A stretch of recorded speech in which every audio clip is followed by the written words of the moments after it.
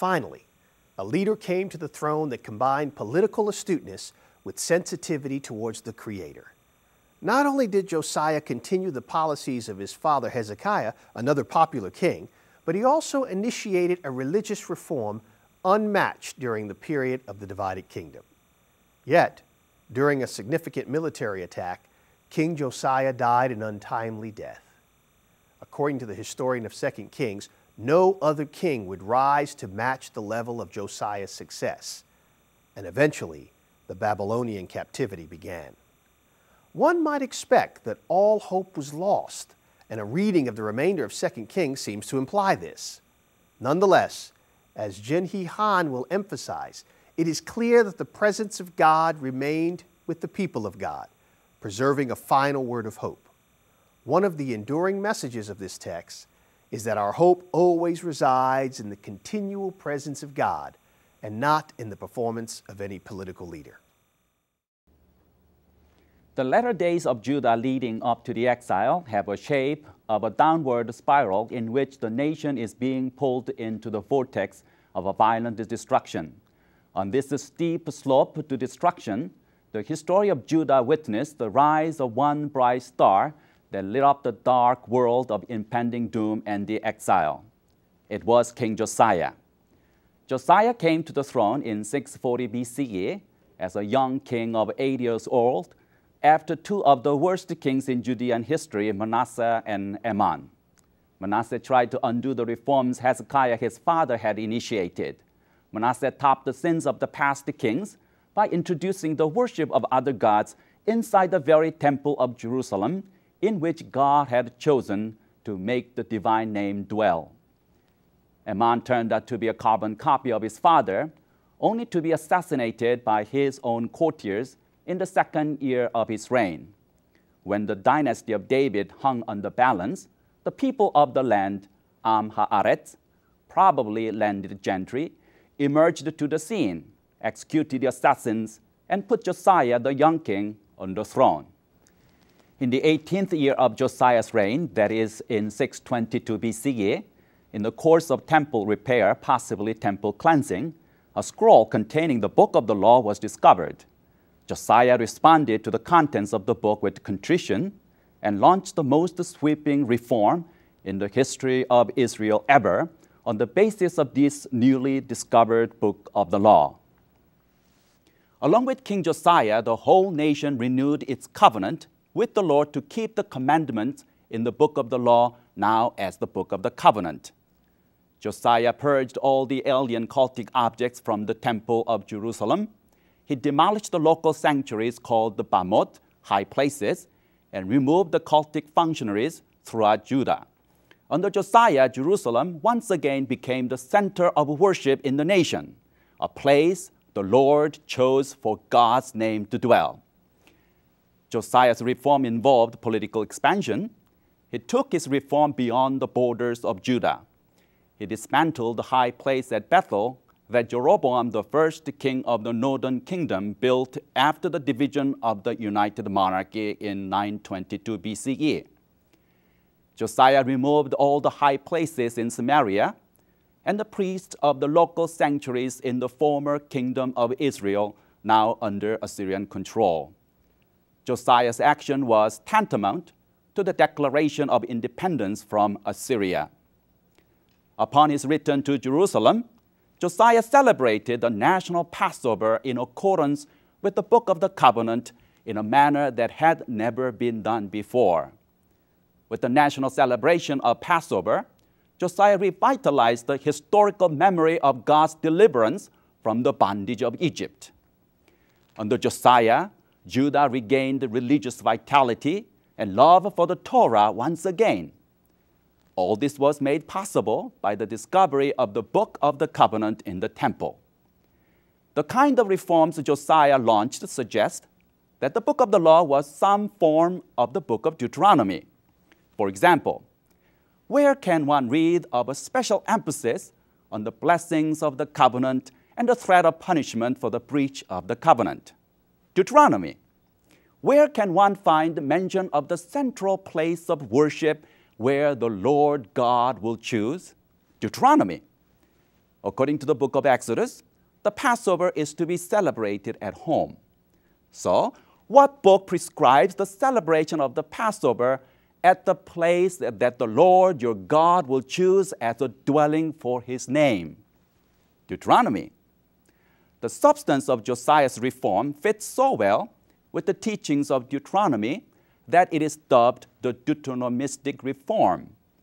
And some even suspected that Josiah's court scribes fabricated the document as an ancient case of pious fraud. The historian of 2 Kings gives the highest review to Josiah, who inspired Israel to renew its covenantal devotion to God. Before him, there was no king like him who turned to the Lord with all his heart, with all his soul, and with all his might, according to all the law of Moses, nor did any like him arise after him. This utmost praise may represent a case of hyperbole born out of a sheer unbound joy, as the historian also said about Hezekiah, that there was no king like him before him or after him. However, there is one striking feature in the historian's praise for Josiah. The historian touts Josiah's piety as one with all his heart, with all his soul, and with all his might.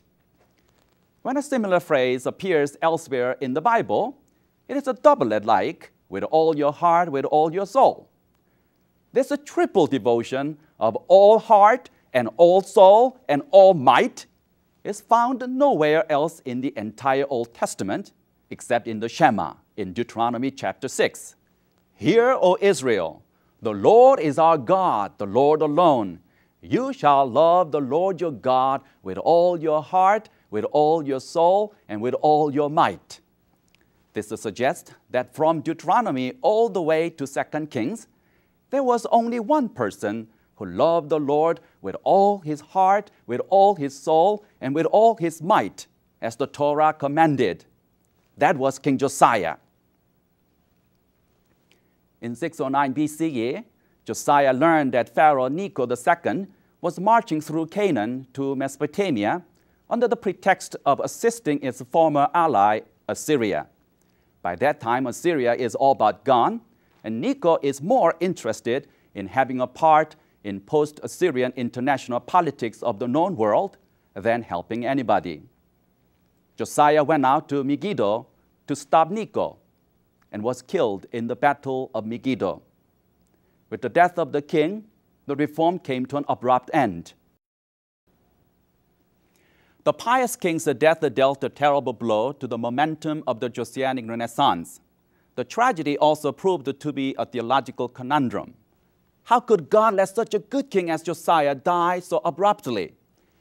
Evidently, the historian of 2 Kings also struggled with the same question. The historian answered his question this way: still the Lord did not turn from the fierceness of his great wrath by which his anger was kindled against Judah, because of all the provocations with which Manasseh had provoked him. Manasseh's guilt was so grave that justice was exacting its due. While some may find this explanation feeble, the historian is here underscoring one important element in his philosophy of history. Both blessings and disasters are in the hands of the Lord, and the history is governed by God's demand for justice. Though a good king died tragically, that does not signal God's defeat. Josiah died, but not in vain. For even that confirms that God will not let the guilt of the nation go unresolved. After the demise of Judah's last great king, the history of the nation went downhill rather precipitously. The best of the kings would have struggled to keep the nation together. But the last days of Judah had no such benefit. As the historian of 2 Kings and the prophet Jeremiah testify together. Jeremiah, who received his call during the reign of the pious King Josiah, found the last kings of Judah falling far short of the stature of Josiah. Under the reign of these last kings, the people were oblivious to their dire situation.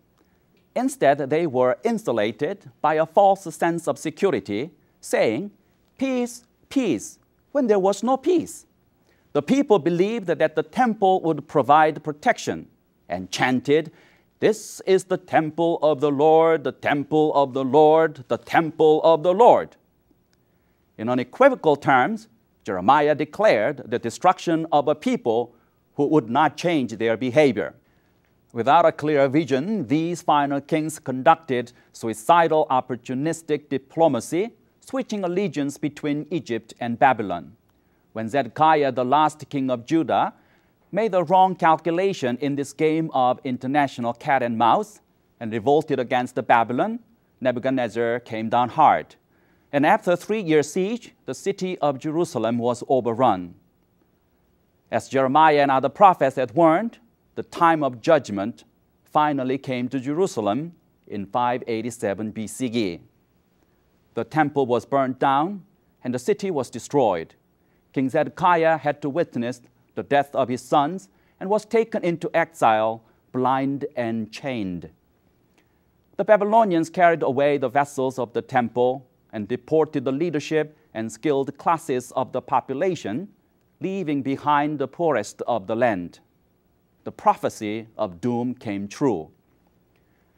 One might be tempted to abandon the history book of Israel in the face of this catastrophe and despair. Yet reading the words of Jeremiah along with the last chapter of 2 Kings, there is the clear sense that the fall of Jerusalem, in spite of its devastating impact, does not mean the defeat of God's plan. Disaster did eventually come to Judah, but the prior warning of the prophets enabled the people to understand the yoke of exile as part of God's governance. As Jeremiah saw the exile only as a temporary stage in history, he could preach hope with confidence and practice hope by purchasing the field in Anathoth on the very eve of the destruction of the nation. In the wake of the faith-shattering event of the exile, it is easy to imagine that the historian of 2 Kings has nothing further to say. At that very moment, however, as if refusing to let the readers go without hearing about hope, the historian of 2 Kings mentions one small detail. In the 37th year of the exile of King Jehoiakim of Judah, in the 12th month, on the 27th day of the month, King Evil-Merodach of Babylon, in the year that he began to reign, released King Jehoiakim of Judah from prison. It is as if the writer is saying, "Psst, hey, have you heard? King Jehoiakim is being released." The book ends with this fleeting note of hope. It is a slender hope, but hope nonetheless. A hope that has inspired the people to go on beyond the last stroke of the book into a future that God still promises.